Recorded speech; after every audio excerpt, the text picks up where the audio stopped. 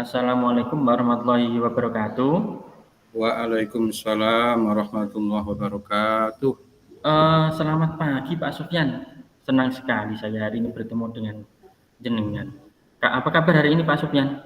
Ya, selamat pagi Pak Arsad. Saya juga sangat senang sekali berjumpa dengan Bapak. Ah, Alhamdulillah kabarnya sangat baik Pak. Sehat, alhamdulillah. Alhamdulillah. Tadi Pak Sofyan WA saya, kelihatannya kok gelisah banget Pak Sofyan tadi. Tapi kita ngobrolnya jangan di sini Pak Sofyan ya. Nanti mari kita ke kantin lah sambil ngopi-ngopi supaya nanti eh, pembicaraan kita ngobrolnya lebih enak Pak Sofyan. Wah, masuk Pak itu Pak. Oke. Nanti kita biar bisa tenang, nanti kita bisa berdiskusi dengan baik Pak. Oke. Bagus sekali Pak. Oke. Nah, baik Pak Sofyan, kira-kira ada apa Pak Sofyan kok kelihatan gelisah Pak Sofyan? Iya begini Pak Arsad. Pertama kali saya ucapkan terima kasih kepada Pak Arsad yang sudah meluangkan waktunya untuk saya. Itu begini Pak, tujuan saya ingin bertemu panjenengan itu adalah saya itu ingin meningkatkan kemampuan saya Pak untuk mengelola kelas dengan lebih efektif.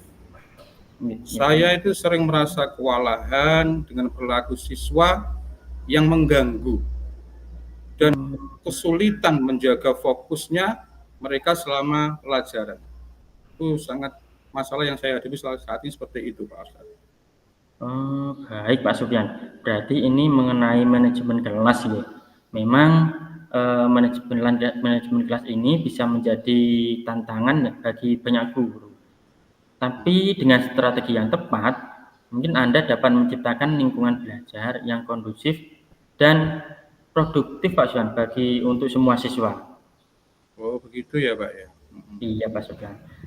Pertama-tama, Pak Sofyan ini mengajar kelas berapa ya? Saya itu mengajar di kelas 5 Pak. Oh, kelas Kelas 5. 5. Berarti rata-rata usia murid jenengan berapa tahun, Pak? Sekitar berapa Pak? 12 tahunan mungkin Pak ya. Oh, 12 12 tahunan. tahun, Pak. Nggih, nggih, nggih, Oke, nggih, nggih. 12 tahun. Kemudian bagaimana Pak Sofyan biasanya memulai pembelajaran dan apa rutinitas yang Anda terapkan? Oke Pak. Begini Pak, ya seperti biasanya Pak ya. Saya itu biasanya mulai pembelajaran itu dengan menyapa siswa. Saya sapa dulu, kemudian saya cek atau saya periksa kehadirannya, ya. Hmm, Kemudian saya juga menjelaskan tujuan pembelajaran pada hari itu, ya. Dan juga saya juga itu Pak, apa ya, memberikan instruksi tentang apa yang akan mereka lakukan pada pembelajaran itu. Harapannya nanti biar mereka itu mengerti dan memahami pembelajaran pada hari ini, Pak. begitu Pak Sofyan ya, memberikan instruksi. Bagaimana Anda memastikan Pak Sofyan siswa tersebut mengikuti instruksi Anda dan apa konsekuensi yang Pak Sofyan berikan jika murid tidak mengikuti instruksi dari Anda? Begini, Pak. Saya itu mencoba untuk menjelaskan instruksi dengan jelas, Pak. Pasti itu. Terus saya juga memberikan contoh, Pak. Ya, memberikan contoh juga. Jadi tujuannya saya memberikan instruksi dengan adanya contoh-contoh ini, itu biar nanti siswa itu memahami apa yang saya inginkan. Oh, Dan itu Pak, konsekuensi yang ditanyakan tadi, jika siswa tidak mengikuti aturan, itu saya biasanya memberikan peringatan Pak, atau teguran. Dalam beberapa kasus bahkan begini Pak, saya memberikan konsekuensi yang lebih tegas lagi. Seperti saya melakukan pencatatan nama mereka, Pak. Saya catat namanya. Siapa yang melakukan gaduh pada hari ini, siapa yang tidak disiplin hari ini, saya catat. Ya. Dan nanti setelah pembelajaran usai, saya menyuruh mereka untuk tetap tinggal di kelas, Pak. Begitu Pak Sofyan ya. Kemudian apa saja Pak Sofyan tantangan terbesar yang Anda hadapi di dalam pengelolaan kelas? Iya, Pak. Saya itu punya banyak sekali, Pak, tantangan di kelas itu, ya. Namun tantangan yang terbesar saya itu adalah saya itu ingin menjaga agar siswa itu tetap fokus dan terlibat dalam pelajaran itu, Pak. Oke, jadi kan mereka fokus dan mereka terlibat, itu menunjukkan kalau mereka kan antusias untuk mengikuti pembelajaran. Ya, saya juga itu, Pak. Saya juga sering menghadapi gangguan dari beberapa siswa yang berperilaku tidak pantas. Ya, mungkin mereka itu usil dengan temannya, atau mungkin gaduh, bersuara agak keras, ya, bersuara tidak sopan juga. Seperti itu, Pak. Nggih Pak Sofyan nggih namanya anak-anak nggih. Tapi kemudian coba jenengan ceritakan rencana apa yang dapat Pak Sofyan lakukan? Oke. Saya tuh punya pemikiran begini, Pak. Oke.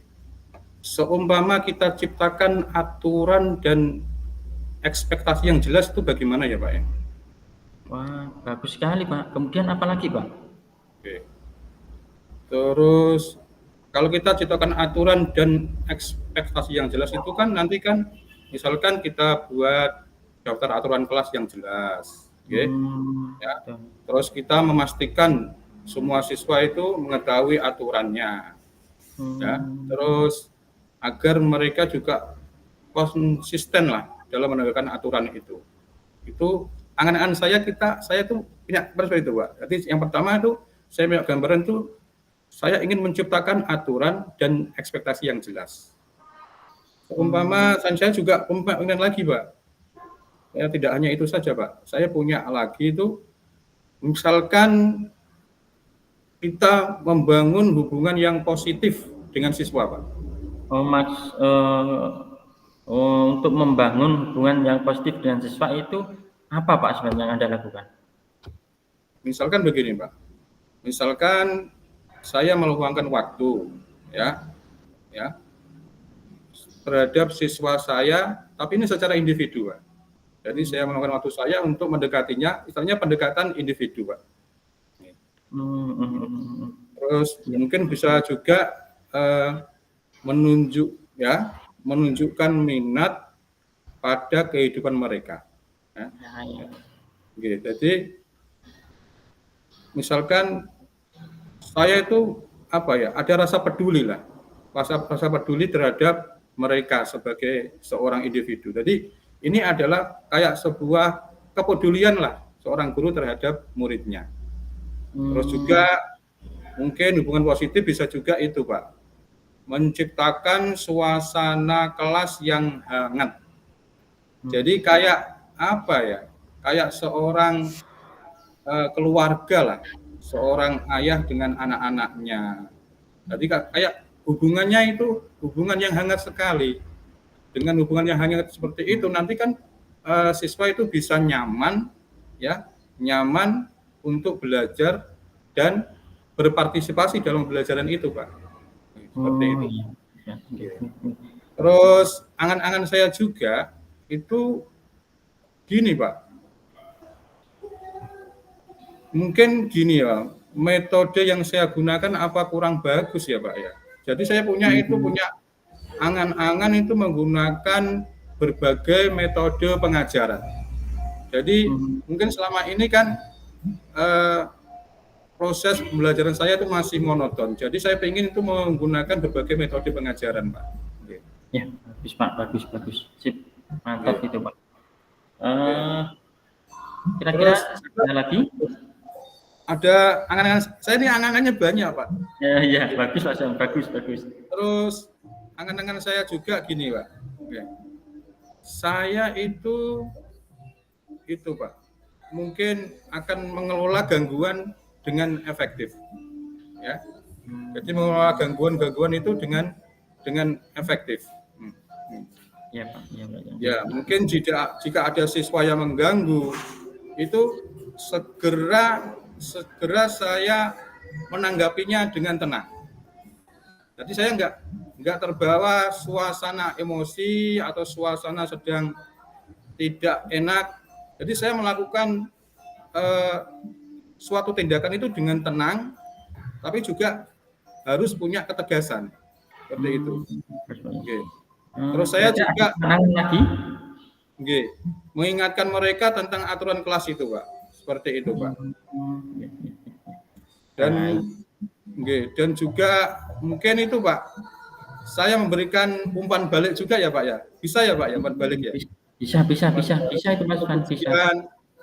Mungkin selama ini kan anak-anak kalau kita berikan umpan balik atau kita berikan ujian kan mereka merasa dihargai ya, Pak ya. Jadi, itu yang menjadi angan-angan saya seperti itu, Pak. Begitu, Pak Arsad. Bagus sekali Pak Sufyan angan-angan jenengan. Dan saya yakin Pak Sufyan mampu melakukannya. Kemudian kira-kira kapan Pak Sufyan rencana ini akan dilakukan? Iya, Pak.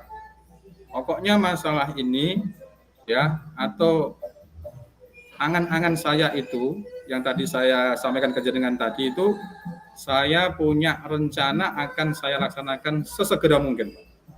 Mungkin ini juga masih suasana liburan, mungkin